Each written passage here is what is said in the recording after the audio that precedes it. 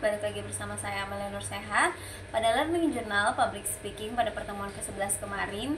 Nah, di awal mata kuliah kita diminta untuk teman-teman maju 3 orang dengan menampilkan public speaking. Orang terpilih ini yang pertama itu ada Muhammad Raihan, dimana dia menyampaikan tentang bagaimana kita harus keluar dari zona nyaman kita, keluar dari rasa takut kita. Mungkin ketika dia berbicara di depan umum dia memiliki keresahan sendiri, dan dia mengajak teman-teman untuk lebih bisa mengatur diri ataupun mengendalikan diri dan bisa untuk keluar dari zona nyamannya gitu, untuk berani berbicara di depan umum. Kemudian yang kedua itu ada Nur Nabilah.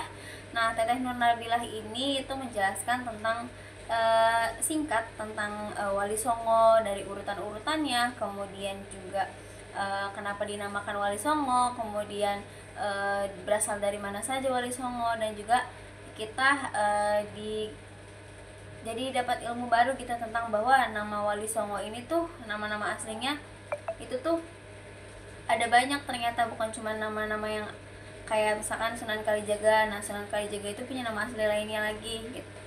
Nah, selanjutnya itu yang terakhir yaitu penampilan dari Muhammad Yusuf, di mana dia menyampaikan stand up-nya tentang keresahan diri dia yang mungkin bisa dibilang terkena sindrom platypus, di mana dia bisa semua hal tapi nggak ahli di bidangnya gitu.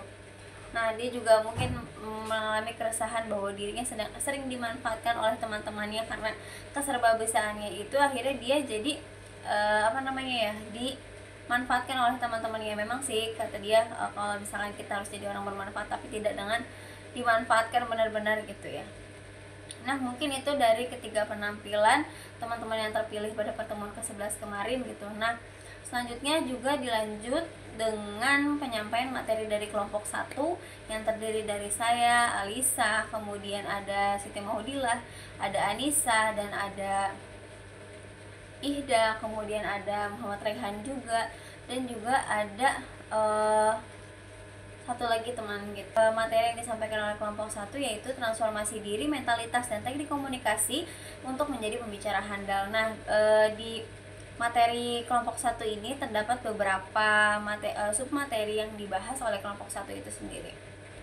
Nah, adapun submaterinya itu pertama persiapan mental, kemudian performa bahasa, kemudian juga ada bahasa nonverbal dan bahasa verbal, kemudian ada simbolik dan penampilan. Nah, materi yang pertama itu tentang mental dan pengetahuan, di mana di sini dijelaskan oleh saudari Alicia tentang bagaimana kita harus memiliki mental dan pengetahuan, di mana satu sisi mental ini adalah suatu pendukung untuk kita bisa maju berbicara di depan umum, karena dengan mentalitas yang kita punya ataupun kepercayaan diri yang kita punya itu akan membantu ataupun membranding diri kita terlihat lebih pede dan lebih enak dilihat ketika kita berbicara di depan umum gitu. Dan adapun juga tentang pengetahuan, di mana ketika kita ingin berbicara di depan umum kita harus tahu dulu apa yang ingin kita bicarakan, kemudian arahnya akan kemana dan strukturnya bakalan bagaimana gitu. Jadi dari segi pengetahuan ini juga kita harus tahu, harus riset, harus mencari data terkait tentang apa yang ingin kita sampaikan. Mungkin ketika itu bersangkutan tentang sosial, maka carilah jurnal-jurnal sosial ataupun data-data sosial gitu dah. Nah, kemudian juga ada performa bahasa yang disampaikan oleh saudari Siti Mahudilah aka Jia.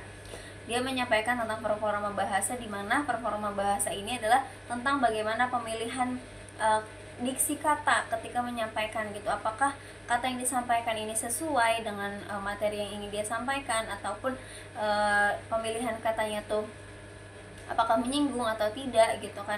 Dan juga memperhatikan tentang bagaimana gestur dari dari si pemateri itu sendiri gitu. Ada struktur kalimatnya, apakah sudah sesuai susunannya, apakah terbalik-terbalik gitu kan. Mungkin ketika orang berbicara di depan umum, bahasa yang dia gunakan ataupun kata-kata yang digunakan itu sering terbalik ataupun salah berbicara, kepleset gitu lidahnya. Nah, adapun intonasi, nah ini satu hal yang perlu kita tekankan dalam public speaking, bahwa intonasi itu menjadi penentu ketika kita berbicara di depan umum, mana yang menjadi penekanan, kemudian mana yang menjadi peringatan gitu ya, ataupun mana nih yang harusnya dilembutkan gitu, dan ataupun landai gitu, karena memang intonasi ini mempengaruhi, karena orang yang marah dan tidak marah itu bisa dilihat dari intonasi dia berbicaranya gitu.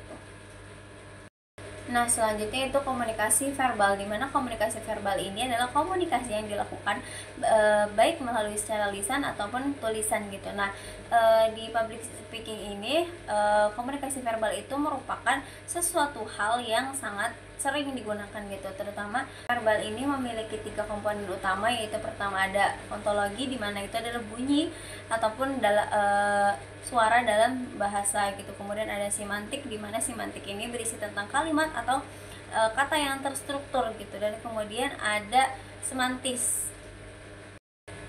Nah, semantis ini itu adalah makna ataupun kalimat gitu.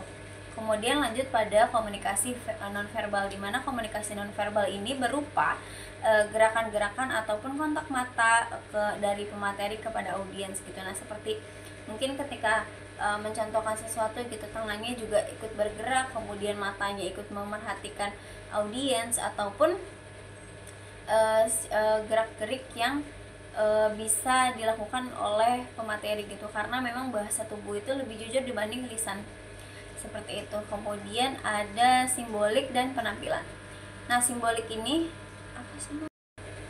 Nah, adapun simbolik, dimana ketika kita melaksanakan ataupun ketika kita berbicara di depan umum, maka ada simbolik-simbolik tertentu yang biasanya dilakukan oleh pemateri gitu ya, ataupun ketika kita berbicara di depan umum. Yang pertama itu intonasi suara, kemudian ada simbolik verbal, kemudian ada simbolik visual, kemudian ada bahasa tubuh seperti yang tadi udah dibahas, dan juga ada simbolik tentang bagaimana cara kita dress well ketika kita berbicara di depan umum gitu. Jadi kesannya bahwa kita itu tuh bisa dipercaya ketika kita berbicara gitu, karena dari penampilan itu bisa menjadi penjelasan bahwa oh ini orangnya rapi, oh ini orangnya teratur gitu. Makanya dalam ketika kita berbicara di depan umum, maka diperlukan dress well itu sendiri, dan juga bagaimana cara kita berdiri di podium ataupun ketika kita jalan-jalan kecil untuk bisa berinteraksi dengan audiens. Dan adapun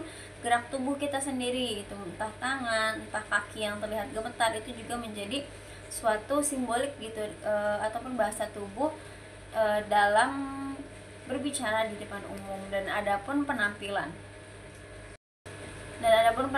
selain dari yang tadi disebutkan tentang bahasa tubuh, cara berpakaian, cara berdiri, kemudian juga ada kebersihannya juga. Nah, itu pun dalam penampilan juga diperlukan rasa percaya diri dan juga kematangan untuk bisa menyampaikan, ataupun mentalitas menyampaikan bahwa penampilan kita ini tuh akan baik gitu, dan sering-sering harus latihan dan juga mencoba dan melaksanakan trial error ketika ingin berbicara gitu. Jadi tidak kagok lagi mungkin ketika kita berbicara di depan umum.